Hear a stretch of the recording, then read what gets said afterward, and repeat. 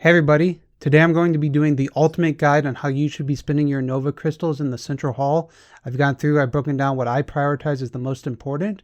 I'm going to be telling you exactly where you should be spending your Enova crystals so you don't make any mistakes. I know I was afraid of making mistakes, so I figured I got to do the math myself. I know my viewers want to know what's the best way to spend them, so I'm here to help you all out. Before I get into that, I'm getting really close to 500 subscribers. It'd be awesome if this amazing video I'm making for all of you guys can get me all the way up to those 500 subscribers. So if we can do that, I'd really appreciate it. So if you're watching this, you're not subscribed, please consider subscribing. But let's jump right in.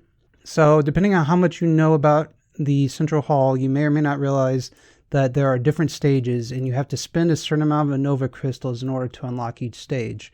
What you may not realize is that the amount you have to spend to get from stage 1 to stage 2, for example, is 132,000 Enova crystals. You don't actually have to buy every single thing in this stage to move on to stage 2. And so that means you have to make decisions about what are the best resources you can buy. The other thing to be aware of is that your resources carry over season to season. So some of the very first knowledge we got when this came out was that you need to be saving your resources and really saving to get to stage 4 and stage 5, because there's these cores of transcendence in stage 4 and stage 5. And so if you're a lower player and you may not be able to unlock these, during the course of a regular month, they were suggesting that you really want to save your resources and wait until you can get those. Well, I'm here to tell you that I don't think that math is right. I don't think saving up for cores really makes any sense. If you're a lower level player, go ahead and spend what you have. If you're a higher level player, there's other things that you want to prioritize before you prioritize cores of transcendence. So I'm going to go through my math on that, and I'm going to give you a chart on where you should be spending all of your resources. So as I mentioned, I don't think you really need to prioritize saving up for cores of transcendence. I went through and I did the math of how much a core cost, and I was able to kind of generalize that for how many Enova crystals you get versus if you were doing other resources. So I said if you did 15 cores of transcendence, which costs 37,000 Enova crystals, that's going to be an extended cost of 555,000 Enova crystals. And I thought about, what do you get for those 15 cores? Well, you're going to get a crystal of transcendence, which you're going to convert into stellar shards. So you're going to get 250,000 stellar shards, which costs 1 Enova crystal in the store. You're going to get on average 123 compass of transcendence, which are the purple things. And those I'm valuing at half of a stellar shard because they are twice as easy to come by as a stellar shard. I've got a note here a little bit later on about if we do it as 1, what you can do, because within the store it actually costs 1. And you'll see here, I guess, if I change it to 1, then the value becomes closer. But you can see it's still less. And then I got a value of the 5 stars you'll get, the 15 5 stars with a chance of getting an elite star. And I'm valuing those at 535 gems. There's a few different ways I went about coming up with this number. One is dividing the profit orb by the number of Enova crystals it costs, and that's about 24. But I really looked at a few different things, and I think that's the most accurate number I can come up with. And so you can see the value of what you're getting for that core transcendence is only 488,000. And even if you want to do the full value amount from the store of 1 for a compass of transcendence, you can see that it's still only 549,000. So the original logic of like, you've got to save your resources, you got to wait, you got to make sure you can get to sector 4 and 5. Like, I don't see a reason to do that at all. I think stellar shards are more important, and I think you want to be maxing those out first. Obviously some of the pet materials are going to be extremely important. And so especially if you're a new player and those resources could be helping you right now instead of waiting a whole nother month to unlock the store, like, go ahead and do it. So that's my recommendation, and using that, I've given you tips about where you need to be spending your resources. Okay, so I went through the meeting hall and I looked at every single item in every single section, how much they cost, how many there were, how many you could buy, and I came up with a spending plan for you so that you don't make any mistakes. I made this simple, stupid. I have 2 different buying plans here, one in the middle here, which is the minimum you have to spend to move on to the next sector. And then I have another one, which is in this right-hand column here, which is the ideal one I recommend purchasing if you are able to make it to at least section 4. The only difference between the two you'll see is that if you're spending the minimum that you need to move from one section to the other, at one point you'll have to buy 5 compass of transcendence in order to move on to the next level. Whereas if you're planning on hitting this limit at the end of section 3 and moving on to section 4, you don't have to waste your Enova crystals on compass of transcendences. You can just buy 1 really cheap compass in the very first section, and then you can really max out all the other resources you care about. So what are those resources you care about? Well, the information we have right now, and it's February 11th, 2021, and things could change, prices could change, our knowledge about the game could change. But right now, what you need to be prioritizing are pet materials and stellar shards. So I've come up with this list here to make sure that you are always getting the eggs, which can give you pet materials and obviously give you spawns and give you all sorts of other things. Prioritizing the pet materials, which are the Void Gnar and the Stardust, and prioritizing stellar shards. So you can see here in section 1, what I'm recommending is you max out your stellar shards, you max out your Void Gnar, you max out your Stardust, and you buy an egg.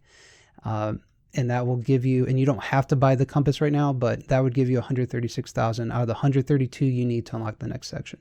Then in section 2, I'm recommending you max out your stellar shards at 10, you max out your Void Gnars at 10, you max out your Stardust at 10, and you get your entangling egg. And again, that'll unlock section 3.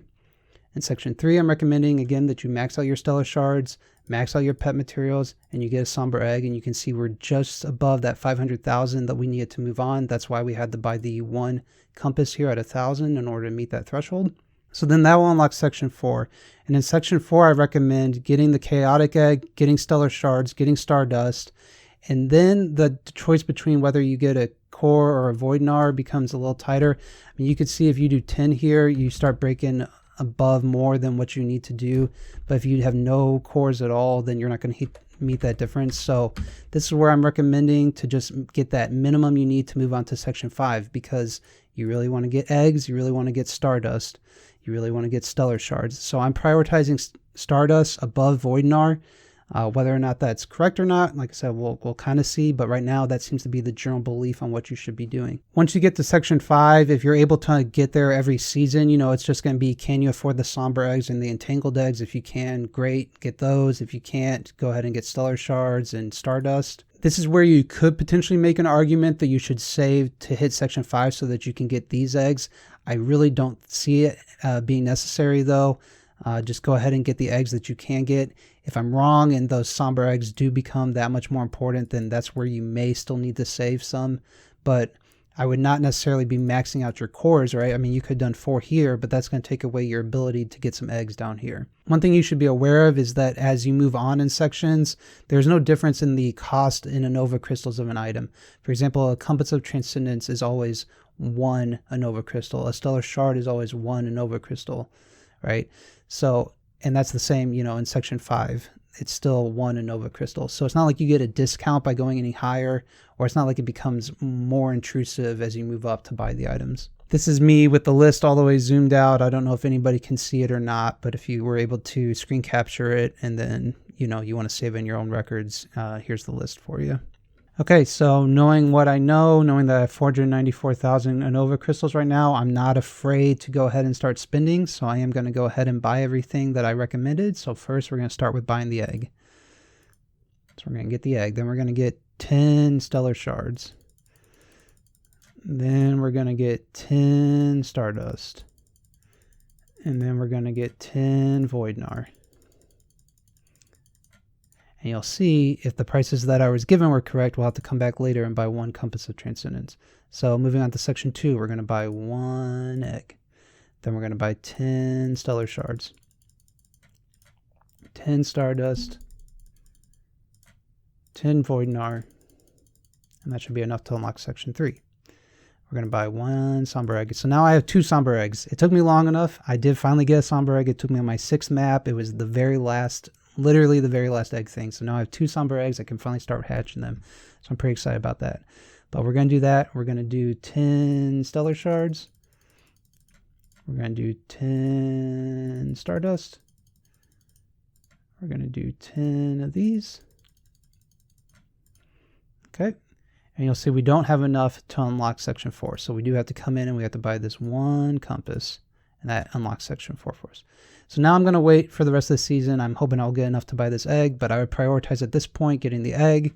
Then personally, I think you need to get Stardust and then Stellar Shards and then Void Gnar. But that could be wrong. I'm maybe undervaluing Void Gnar a little too much, and perhaps it's more important than Stellar Shards. But that's how I'm spending my resources. So yeah, I was really afraid of making a wrong decision about how I should spend my resources. Hopefully I didn't make any mistakes. I really tried to think very hard about how I prioritize these Enova crystals and the decisions you need to make. I would not be afraid of saving for cores of transcendence like everybody was saying you need to. I don't think that math is really supported that they're that big of a deal or that great of a deal. So go ahead, feel free to go out there, start getting eggs, start hatching eggs, have some fun, and I'll see you on my next video. Bye.